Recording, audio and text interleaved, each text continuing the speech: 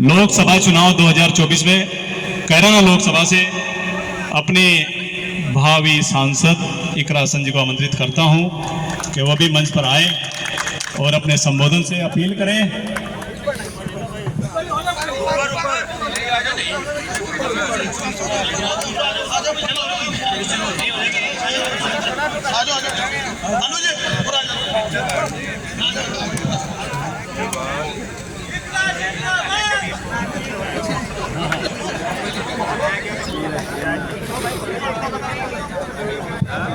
अभिषेक, सोनू भाई, राहुल भाई, मोनू भाई,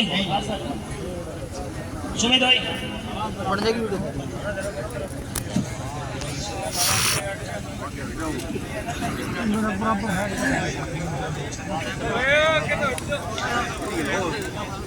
गांव सालापुर में यहाँ पर उपस्थित मेरे आदरणीय बुजुर्ग भाई, माताएं, बहनें, मंच पर उपस्थित हमारे नकुड़ विधानसभा के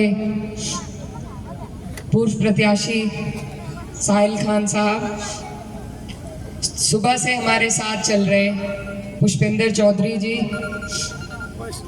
हमारे बीच में मेरे मामा मज़ाहिर राना साहब और धर्मवीर खटाना जी,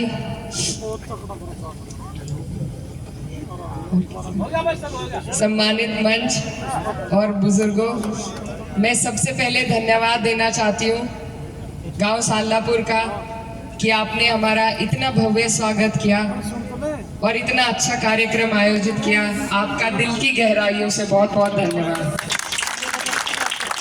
और सबसे अहम, मैं अपने भाई अनुज भाई और अभिषेक भाई और अंकुश भाई और जितने भी इनके साथी हैं, सभी का धन्यवाद देना चाहती हूँ। इन्होंने जो मेहनत की है इस प्रोग्राम के लिए, और जब भी मैं यहाँ आती हूँ नकुड़ क्षेत्र में, तो मुझे हमेशा भाइयों की तरह प्यार देने वाले मेरे तीनों भाई, आपका बहुत बहुत शुक्रिया।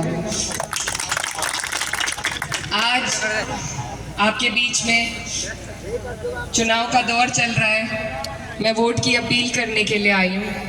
19 तारीख है, साइकिल का हमारा निशान है, और आप सबसे मेरी अपील है कि आप लोग इस बार बदलाव के लिए वोट दें, क्योंकि जो हालात हमारे देश के हैं आपके सामने हैं। डबल इंजन की सरकार है, लेकिन आपको और हमें क्या उससे फ़ायदा हुआ ये हम जानते हैं।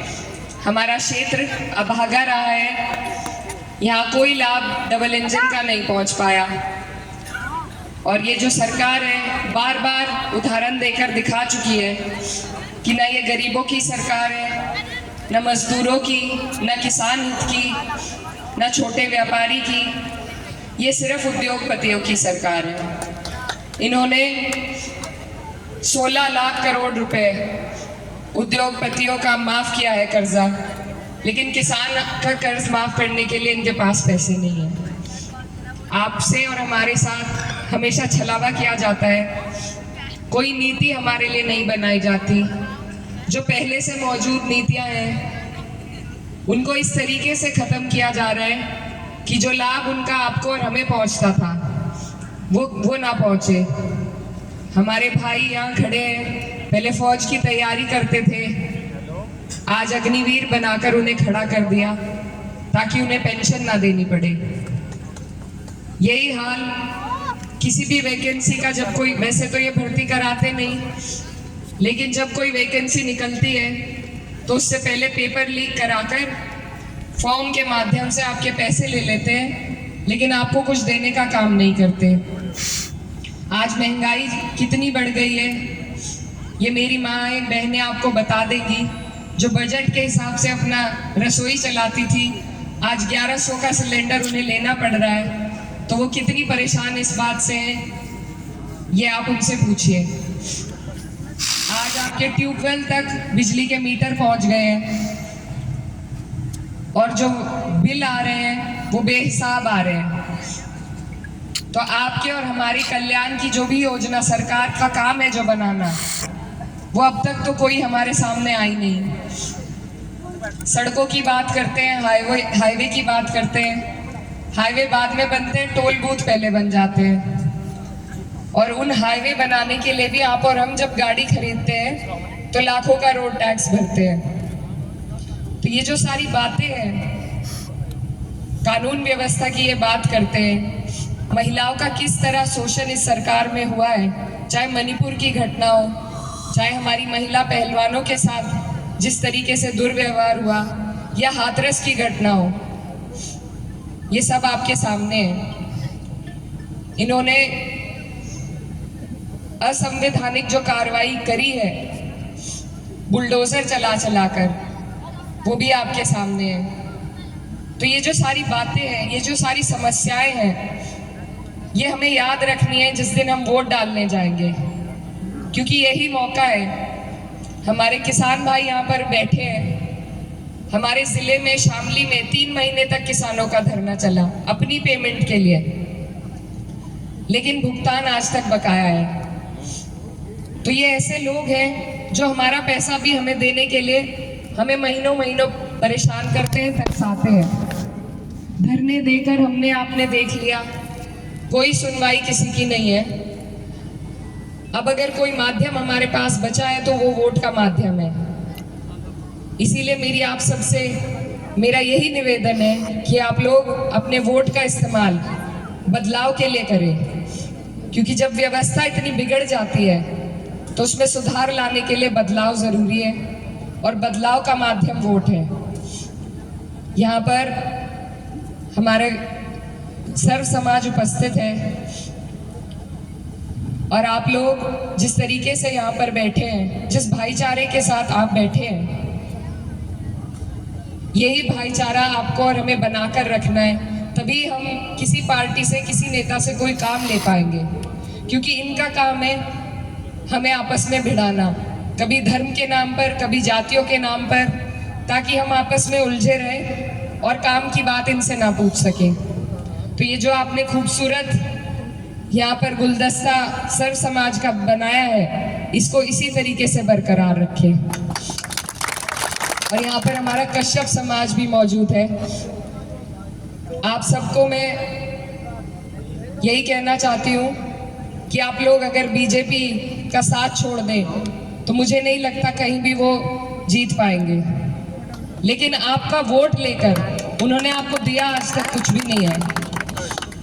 हमारे यहाँ अभी एमएलसी का चुनाव था, समाजवादी पार्टी पर केवल 3 सीट थी, जिसमें से 1 सीट हमारे जिले से किरणपाल कश्यप जी को देकर माननीय अखिलेश यादव जी ने आपके समाज को सम्मान देने का काम किया है। भाजपा के पास 10 सीटें थी, 10 में से अगर 1 भी उन्होंने कश्यप समाज को दी हो तो आप सब उन्हें वोट दे देना। ये लोग सिर्फ हमारे वोट को लेना चाहते हैं, हमारा साझा ये किसी ताकत में, सरकार में नहीं रखना चाहते।